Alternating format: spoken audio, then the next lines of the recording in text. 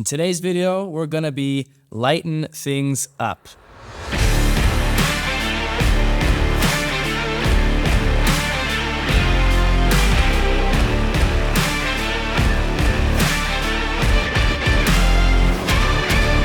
Howdy everyone, how's it going? In this video, we're gonna cover a nice little light trick that you can do. By using only one single light source, you could actually illuminate an entire subject that you're photographing. And in this instant, it's gonna be this Porsche GT3 that we have right here. The final product can look something like this after combining several photos. We can take pictures of anything using this method, even much bigger subjects. And this method is exactly the same, just on a larger scale. Now you might be asking, what is this trick that we're going to be using? And it's called light painting. What the heck is light painting? Light painting is a technique that we can use to create different patterns using light and long exposures. When we move our light source during a long exposure, we actually capture its entire trajectory and get the desired patterns. Now, this isn't the only way you can use light painting for long exposures. You can also use light painting to illuminate still objects such as this car model, and especially in cases where we have limited equipment and it's a very dimly lit setting. All we need for a photo like this is a camera, a tripod, a light source, and of course, our subject. Oh, and the editor module in Zonar Photo Studio X. Now let's put the camera on the tripod and set up our composition. From now on, it's important not to move the camera or subject, not even 1 millimeter, because it'll look funny in the final edit. Turn off the lights and you're ready to go. First, be sure to set a high enough f-stop number on the camera since we are shooting with a long focal length. And it's important not to change the f number later either. That would change the depth of field and would completely mess up everything in post-production. Next, set our ISO as low as possible to get the lowest amount of digital noise. It's also a good idea not to change this too much so we don't reveal more noise in certain parts of the photo later. Let's shine the light on this car and either use the light meter or our live view to set the shutter speed. Since I can move this around as much as I want later, let's set the shutter speed to around 4 seconds. Now, if you have a shutter remote control or an app for controlling your camera on your phone, then by all means use them. It's going to minimize the chance of the photo being blurry and disturbing the composition. And for the rest of you, your camera's self-timer is going to suffice. Now just shine the light and shoot to your heart's content. Now I start by taking a photo that has absolutely no light, and this comes in handy if we want total darkness or very strong shadows somewhere in our photo. Then I light the background. Next, I shine the light on my car. I start with static lighting from the front of the camera, and then I use the light to make a semicircle around the car from the front and a long line of light over the entire car. Don't forget to light the car from the back as well. Next, let's focus on the details. Let's light the front grille, wheels, and the spoiler separately. Now let's check to see how the photos look and either retake them or just take additional photos of what's missing. For example, here's a little tip and that can really make things stand out. Let's shoot a line of light over the car that's going to form our light painting. And that should do. Now let's move into the editor module where we're going to put everything nicely together. First, let's open the dark photo in the editor module. And it may look like there's nothing there, but if I increase exposure, we can see that there is some image data in the photo after all. This, of course, is of no use, so I rename the first layer and let's move on. Next, let's click Add Layer and select Paste from File and add the photo with just the background lit. I'm going to rename the layer, but I'm not going to do anything else with it for now. We've got a plan for it, but I'm saving that for the end. Now let's add the photo which I lit from the front using only the static light. Again, let's rename the layer to keep everything nicely organized and the layer completely covered in the background. And since we only want to use the parts that are lit, I'm going to need to do some masking.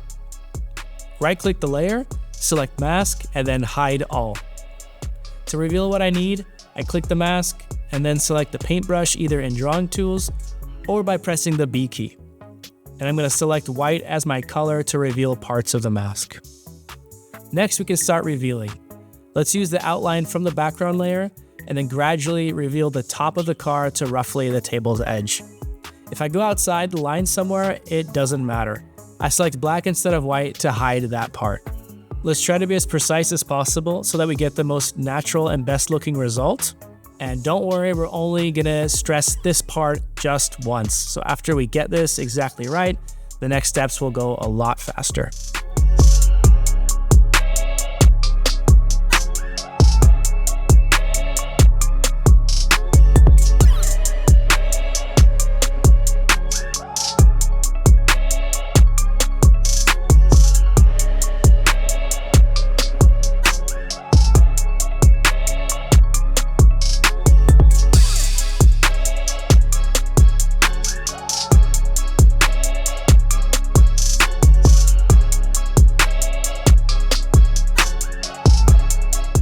Once we reveal the table's edge, I make my job a lot easier. I'm going to use Shift and the mouse wheel to increase the diameter of the paintbrush to its maximum. And let's reveal the bottom half of the car and the table using the larger paintbrush.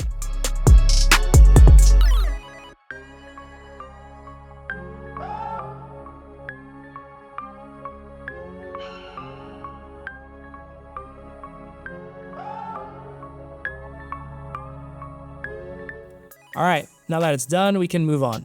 And I can see that the front of the car is lit up, but the side and back are still dark. Now let's add another layer with a photo where I drew light over the side of the car. Again, this layer is going to cover all of the layers beneath it. However, we need to blend it in with the layers beneath and make it look like there's another light source. If I were to mask just the car, the layer would cover it, and we would only see the light from the top layer. So let's use layer blending. Let's expand the options and select Screen. Screen covers all the black and blends the dark parts with the layers beneath. Now you can see that we've blended the layers together and it looks like the car is actually lit completely. But it changed the lighting for the rest of the photo and we don't really want that. So let's add another mask and hide everything. Remember to rename it though. Now let's reveal parts of the car that we want to brighten. Thanks to the blending mode, we don't have to be too precise, so I'm going to use a big paintbrush with a lot of blur and carefully reveal the bright areas. Now we can see that the combination of two lights is just a bit too much for the front grille.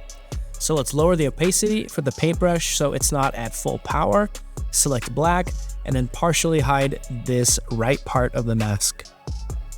Click on the eye icon next to the layer to check what it looked like before and now after our adjustments.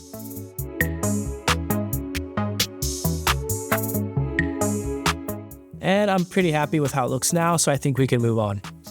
Now, the roof still looks a bit dark.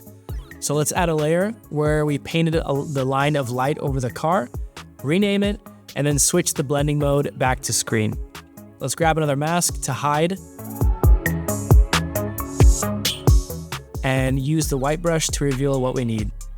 And I kind of like the way that the light from above is hitting the table, so let's reveal a part of the table as well. And I'm going to leave some shadows in the corners just to add a little bit of pizzazz and drama. Since we already have this part revealed in the first layer, the shadows are going to overlap in some places. And here's one right here behind the car. Let's select the mask of the first revealed later and hide this spot.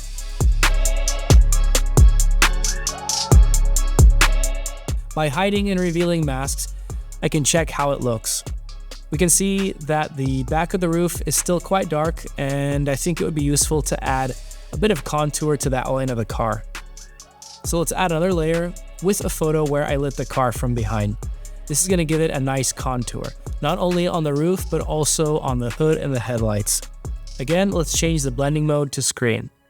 I look to see where the light is reflecting, and again, hide it using a mask, and use the paintbrush to reveal the areas where I want to bring out the contour.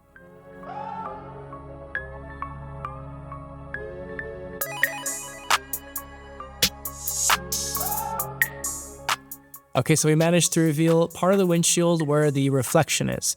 And I think it looks pretty good, but I don't want to do that just yet. So I'm going to use the black paintbrush to hide it again.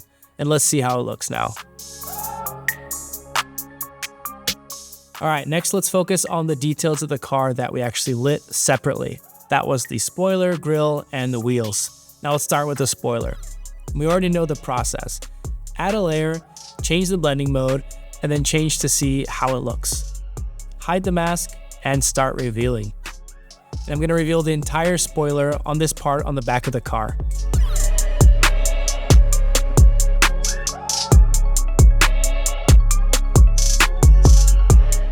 Alright, I'm going to do the same thing with the front grille. Let's add a layer, change the blending mode, and I just noticed that I didn't rename the last layer, so I'm going to quickly remedy that. Now let's add a mask and hide all. I'm going to use the paintbrush to reveal the mask, and there are some noticeable areas of overexposure here in the highlights.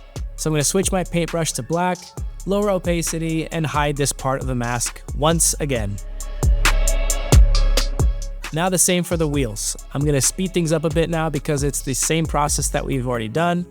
And I'm going to take advantage of the fact that by shining light on the wheels, I managed to illuminate some parts of the car that were formerly in the shadows.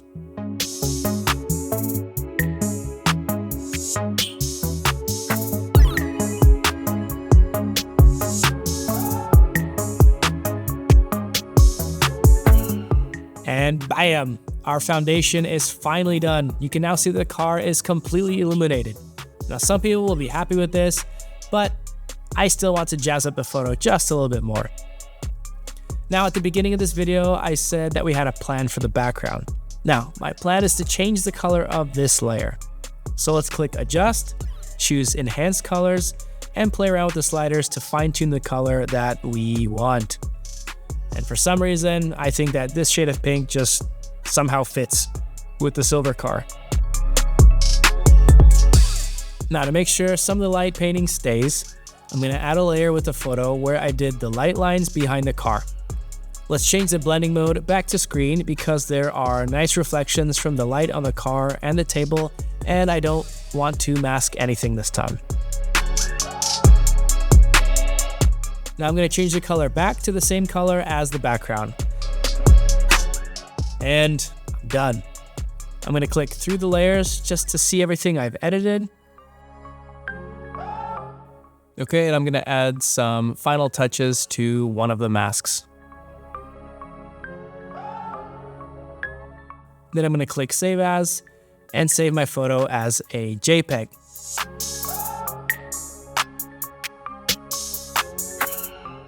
Now I can't help myself, and I'm going to open my JPEG in Develop just to tweak the photo a little bit more. Let's increase the shadows and decrease blacks for just a little bit more contrast. And let's use the tone curve to mute some of the blues and greens in the lighter parts of the exposure. Now I want the light to look a bit more natural, so I'm going to also increase clarity and dehaze to add just a little bit more pizzazz. And finally, I think we're completely done. All right, that is how you can use light painting to create something interesting out of very regular objects you might have at home, such as this cool little GT3 Porsche. I hope it was an interesting video for you, that you learned something interesting. Might be another tip for your tool bag you might use later. Don't forget to give us a like, subscribe so you never miss another video, and I look forward to seeing you in the next one. Until then, take care. See you later. Ciao.